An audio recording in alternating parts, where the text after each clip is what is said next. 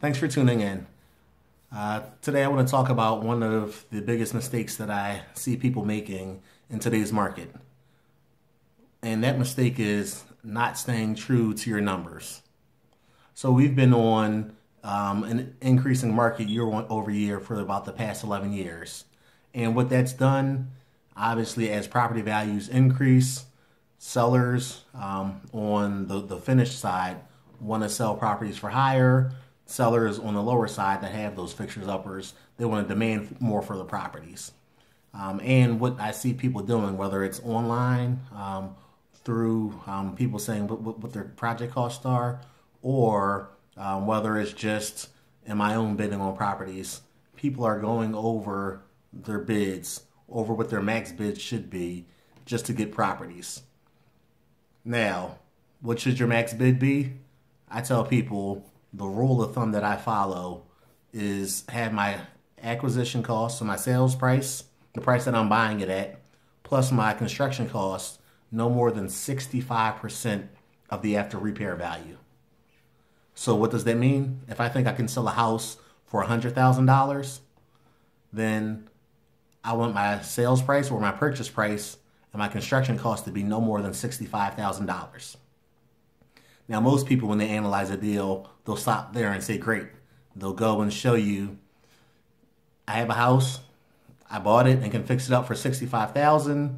I can sell it for $100,000. So 100 minus 65 is 35. I'm going to make a profit of $35,000 on this deal. And that's how it's marketed to a lot of people.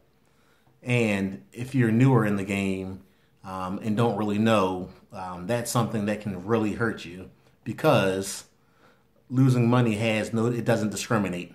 You can have a lot of money in a deal, and if your numbers are wrong, you'll lose money. You can have a little bit of money in a deal. If your numbers are wrong, you will lose money.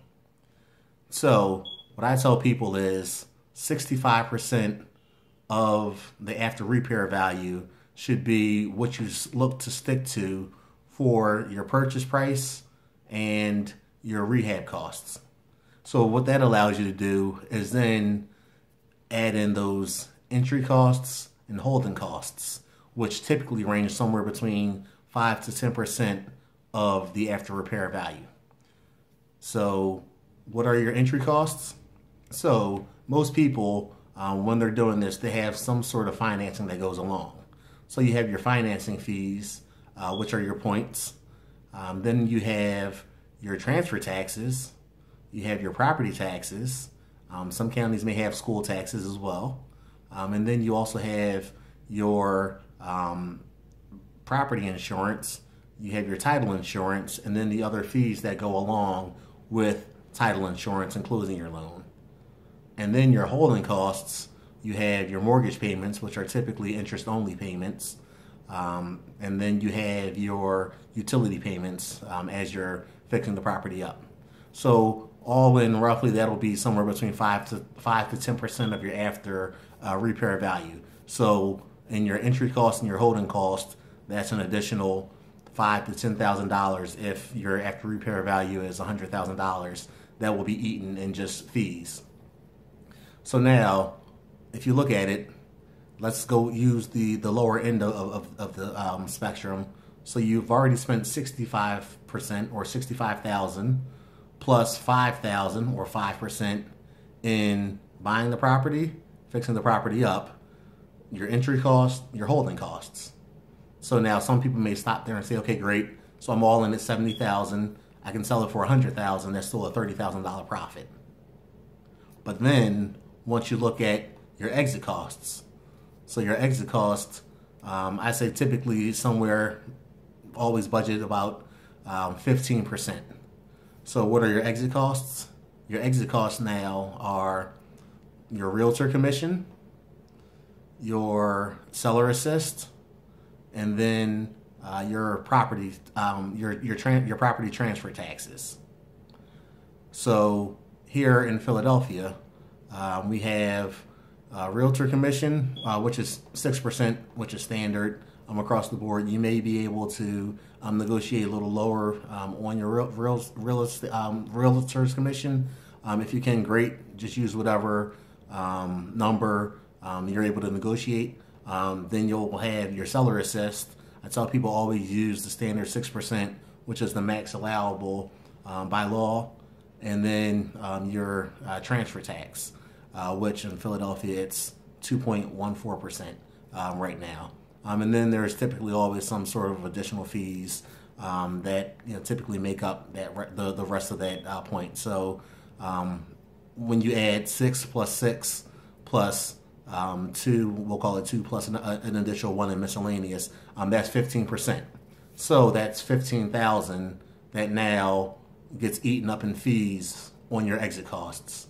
So if you're at 70,000 already for your purchase price, construction, exit, and holding fees, plus 15,000 for your exit costs, now you're all in it for $85,000.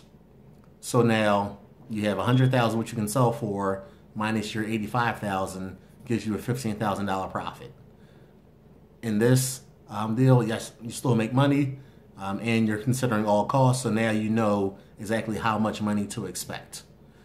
So people always say, so some things I hear, well, I don't have to give a seller assist, which is true. I tell people all the time, always do deals anticipating having to pay the full seller assist, and then always at the end try to negotiate the seller assist out. So what that means is if you go into a deal thinking that you're going to pay the full seller assist and your numbers work paying that full seller assist, you know that you can get rid of the property if need be, still paying that full seller assist. What you don't want to do is be stuck in a property because you can't sell it with giving somebody seller assist. And you have to sit there and wait for that perfect buyer to come along who doesn't need any seller assist at all. You don't want to be stuck in that position. So you want to make sure when you do your numbers, you're calculating your full seller assist and then all the other fees, just so that you know what your true walk away, or it may not be exact, but you'll have a better picture of what your true walk away will be.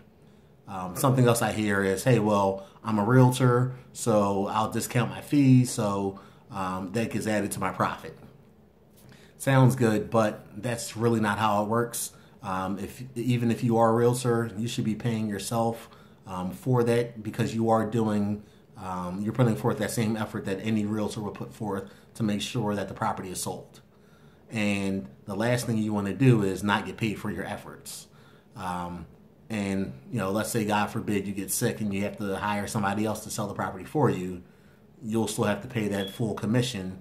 So you don't want to have your budget just barely work by reducing your realtor fee, but then have to include that in at a later date for whatever reason. Similarly with contractors.